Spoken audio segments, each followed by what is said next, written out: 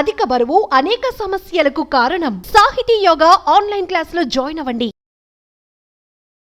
నమస్తే, welcome to Suman TV. ప్రస్తుతం మనతో పాటు ఉన్నారు డాక్టర్ చేతన్ రాజ్. అయితే వెయిట్ లాస్ గురించి చూసుకుంటున్నట్లయితే ఎంత ప్రోటీన్ ఫుడ్ తీసుకుంటున్నాము అంటే అధికంగా తీసుకోకుండా ప్రోటీన్ ఫుడ్ తీసుకుంటే మనం వెయిట్ అనేది పెరగకుండా ఉంటాము.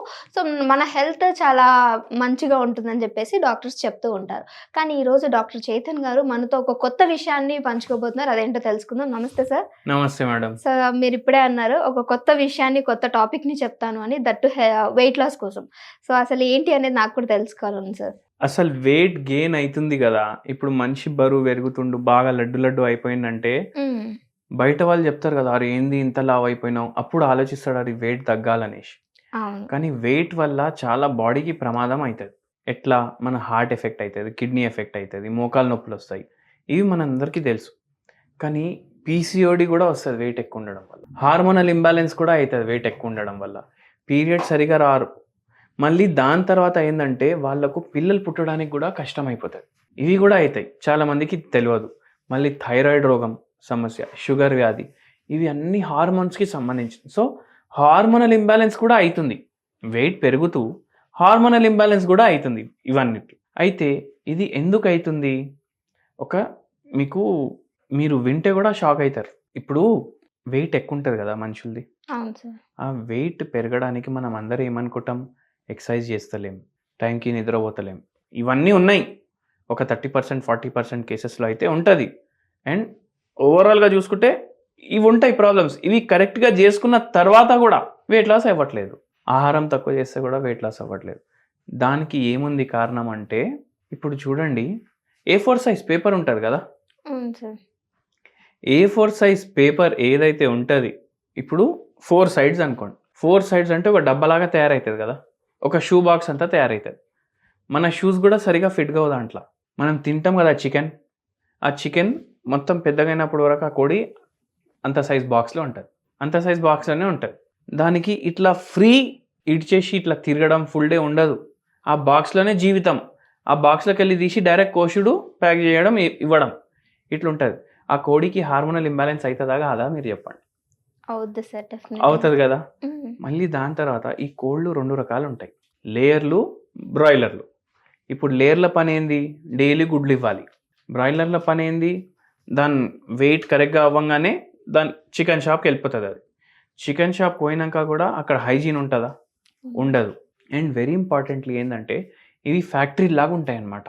సిటీ బయట అవుట్స్కట్స్లో ఉంటాయి, ఫ్యాక్టరీ లాగా ఉంటాయి. ఫ్యాక్టరీ లాగా ఉండేసరికి ఏమవుతుంది, ఇప్పుడు వీళ్ళు ఎంత తొందరగా కోడి బయటికి పోతే అంత తొందరగా ఆ కోడి డబ్బులు వస్తాయి. సో దీనికి యాంటీబయాటిక్లు ఇస్తారు, దీనికి హార్మోన్లు ఇస్తారు, దాంతో తొందరగా గ్రో అవుతుంది అనేసి. యాంటీబయాటిక్స్ గ్రోత్ ప్రమోటర్ లాగా ఇస్తారు వాళ్ళు. వాళ్ళకు కూడా తెలియదు చాలా మందికి, ఎవరైతే ఫ్యాక్టరీ ఉన్న వాళ్ళు ఉంటారు కదా, వాళ్ళకు కూడా ఏం తెలియదు, వాళ్ళు గ్రోత్ ప్రమోటర్ ఇస్తున్నాము అనుకుంటారు. కానీ యాక్చువల్గా వాళ్ళు యాంటీబయాటిక్స్ ఇవ్వడం ఉంటుంది. అది ఏమవుతుంది, అదే కోడి చికెన్ కర్రీ లాగా తయారై మన ప్లేట్లో వస్తుంది, మనం అదే తింటాం. సో ఫుడ్ చైన్లో హార్మోన్స్, యాంటీబయాటిక్స్ ఇవన్నీ వస్తాయి. ఓకే, అయితే దీనికి మరి ఫిష్ కానీ ప్రాన్స్ కానీ ఇలాంటివి తినడం మంచిది అంటారా సార్? ఫిష్ హెల్త్కి చాలా మంచిది, కానీ మనం ఏం చేస్తాం, దాన్ని డీప్ ఫ్రై చేస్తాం. డీప్ ఫ్రై చేసి తింటే అది ఏమైపోతుంది, దాంట్లో మొత్తం సాచురేటెడ్ ఫ్యాట్స్ వచ్చేస్తాయి. అప్పుడు ఏం లాభం, దీన్ని పులుసులాగా చేసుకొని తినాలి. నూనె ఎంత తక్కువ మీరు డైట్లో వాడితే అంత మంచిది. ఇప్పుడు కొబ్బరి నూనె చాలా మంచిది, కొబ్బరి నూనెనే మీరు దీన్ని బతకొచ్చా, లేదు. మనం అది కూడా ఓవర్ హీట్ చేసి ఓవర్ కుక్ చేసి, ఇప్పుడు చికెన్ అంటేనే ఎక్కువ ఉడకాలి అది. సో మనం ఎక్కువ ఫ్రైడ్ నాన్ వెజ్ ఐటెంలు కూడా తినొద్దు. ఫ్రైడ్ ఏది తినొద్దు, కానీ నాన్ వెజ్ ఐటెంలు ఇంకా తినొద్దు. అండ్ ఏంటంటే, ఇప్పుడు మనం వాషింగ్ మెషిన్ వాడతాం ఆ ఇంట్లో, బాత్రూమ్లు వాడతాం ఆ ఇంట్లో, ఇదంతా నాలా పోయి ఏడో కలిసిపోతుంది, మూసీ నదిలో కలిసిపోతుంది, అది పోయి కృష్ణానదిలో కలుస్తుంది. ఆడికి వెళ్ళి మనం చేపలు పట్టుకుంటాం, దీంట్లో సబ్బు పోతుంది, మన ఎక్స్క్రీషన్ పోతుంది, దీంట్లో లేని కెమికల్లు పోతున్నాయి, ఇవన్నీ పోయి ఆడ కలుస్తున్నాయి కదా, అవే చేపలు తింటాయి కదా, అవే ఎన్వైర్న్మెంట్లో ఉంటాయి కదా. ఆ చేపల్లో కూడా చేంజెస్ వచ్చేస్తాయి, ప్లాస్టిక్ వేస్ట్ వచ్చేస్తుంది. అదంతా పోయి మన శరీరంలో మనకు వెయిట్ గెయిన్ అవుతుంది. వెయిట్ గెయినే కాదు, క్యాన్సర్ కూడా అవుతుంది, షుగర్ కూడా అవుతుంది, పీసీఓడి కూడా అవుతుంది, థైరాయిడ్ కూడా అవుతుంది. సో ఇది మనం ఆలోచించాం. అందుకే ఆర్గానిక్ ఫుడ్ ఎక్కువ ప్రిఫర్ చేయాలి. And as far as possible మీరు వెజిటేరియన్ వరకే లిమిటెడ్ ఉండండి. And Okay. వెరీ ఇంపార్టెంట్లీ ఏంటంటే ఇప్పుడు 3 మ్యాక్రో న్యూట్రియంట్స్ ఉంటాయి. ఇప్పుడు మ్యాక్రో న్యూట్రియంట్స్ అంటే ఏంది? Proteins, fats, carbohydrates. ప్రోటీన్స్ మీరు ఎక్కువ కన్జ్యూమ్ చేయాలి, ఫ్యాట్స్ కూడా మీరు కన్జ్యూమ్ చేయాలి. కానీ ఏ ఫ్యాట్ కన్జ్యూమ్ చేయాలి?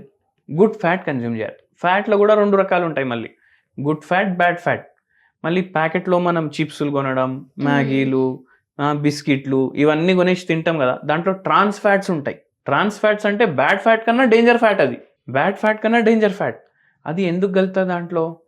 ఇప్పుడు ఏదైనా బిస్కెట్ తింటే ఆ బిస్కెట్ మళ్ళీ అనిపించాలి మనకు. మళ్ళీ తినాలనిపిస్తేనే ఆ బిస్కెట్ సేల్ అవుతుంది కదా. ఒక చిప్స్ తింటే మళ్ళీ తినాలనిపించాలి మనకు, అయితేనే ఆ చిప్స్ సేల్ అవుతుంది. సో అందుకే దాంట్లో ట్రాన్స్ ఫ్యాట్స్ కలుపుతారు. ఆ టేస్ట్ ఇంకా ఎక్కువసేపు ఉంటుంది నాలుక పైన. ఫ్యాట్ టేస్ట్ ఎక్కువసేపు ఉంటుంది అనేసి మనం ఫ్యాట్ ఎక్కువ తీసుకుంటాం. కానీ ఎంతసేపు ఫ్యాట్ ఫుడ్స్ టేస్ట్ ఉంటుంది కదా, దానికన్నా ఎక్కువ టేస్ట్ ట్రాన్స్ ఫ్యాట్స్లో ఉంటుంది. ఇంకా ఎక్కువసేపు నాలుక పైన ఆ టేస్ట్ ఉంటుంది. సో దానికి ఎడిక్ట్ అయిపోతాం మనం. అందుకే ఇవి అవాయిడ్ చేయాలి. డైలీ ఆధా గంట, పావు గంట మీరు వాకింగ్ పెట్టుకోవాలి. అయితే ఏమవుతుంది, మీకు వెయిట్ లాస్లో హెల్ప్ అవుతుంది. ఆర్గానిక్ ఫుడ్స్ వాడాలి, టైంకి పడుకోవాలి, టైంకి లేవాలి. ఇట్లా ఒక పేషెంట్కి 140 kgs వెయిట్ ఉండే మన దగ్గర వచ్చినప్పుడు. ఆ పేషెంట్ ఒక డేటా సైంటిస్ట్ ఉండే, ఏజ్ వచ్చేసి 33 years ఉండే. 140 kgs నుంచి ఆయన టార్గెట్ పెట్టుకున్నాడు. ఏం టార్గెట్ పెట్టుకున్నాడు? నేను 80 kgsకి 6 monthsలో రావాలి. వేలు పెట్టి ఆయన డైటింగ్ స్టార్ట్ చేసింది. ఏమైంది? 2 నెలల్లో ఆయన 15 kilos తగ్గింది. కానీ ఖర్చు ఎంత అయింది? 40,000, 50,000 అయినాయి. ఇంకోటి ఇంపార్టెంట్ ఏంటంటే, ఇప్పుడు ఇంత ఖర్చు ఎందుకు అయింది? ఇప్పుడు ఎవరైనా డైటీషియన్ దగ్గర పోతే వాళ్ళు ఈ పర్టిక్యులర్ డైటే ఫాలో అవ్వాలి, మీరు ఇంతే తినాలి, ఇదే తినాలి అని అంటారు. ఇప్పుడు డైటీషియన్స్ చాలామంది బ్లూబెర్రీస్ అంటారు, అది కిలో 4,000 రూపాయలు ఉంటుంది. అందరు అఫోర్డ్ చేయలేరు. నేను ఒకటే అన్నాను, మీరు నా దగ్గర వచ్చారు కదా, హోమియోపతి మెడిసిన్ వాడండి. హోమియోపతి మెడిసిన్తో పాటు మీరు ఏం చేయండి అంటే, ఒక హోమ్ రెమెడీ చెప్తాను, అది వాడండి. ఏం తింటున్నారు దానికన్నా సగం తినండి, సరిపోతుంది. ఇప్పుడు డబల్ ఉంది మీ వెయిట్ అంటే మీరు డబల్ తింటున్నారు. నేను సగం తినమంటున్నానంటే మీ బాడీకి ఎంత అవసరం ఉంది మీరు అంత తింటున్నారు, కరెక్ట్ కదా? సో ఈ చేంజెస్ చేసి ఆ పేరెంట్స్కి ఇంకా మనం డబ్బు బచాయిస్తున్నాం. ఏం కావాలో తినండి, సగం తినండి. ఒక లడ్డు తినాలనిపిస్తే సగం లడ్డు తినండి. ఓకే, మీకు అర్థమైంది కదా? అర్థమైంది. సో అట్లా చేసి హోమియోపతి మెడిసిన్స్ ఇచ్చినాము. ఎందుకంటే ఆయనకు థైరాయిడ్ కూడా వచ్చేసింది, షుగర్ వ్యాధి కూడా వచ్చేసింది ఆ వెయిట్ వల్ల. సో ఆ పేషెంట్కి రోగాలు కూడా తగ్గినాయి. మన దగ్గర 2.5 ఏండ్లు వాడినరు, 80 kgsకి వచ్చిండ్రు. సో మనం మైండ్ తోటి ఆలోచించాలి, మనకు వెయిట్ ఎందుకు పెరుగుతుంది? మనకు ఎంత అవసరం దానికన్నా ఎక్కువ ఇస్తున్నాం మనం బాడీకి, అందుకే పెరుగుతుంది కదా. సో అది మనం ఆలోచించి దాన్ని బట్టి మన డైట్ని రెగ్యులేట్ చేసుకుంటే మనకు వెయిట్ తగ్గిపోతుంది. సో చక్కటి ఇన్ఫర్మేషన్ ఇచ్చినందుకు thank you so much sir.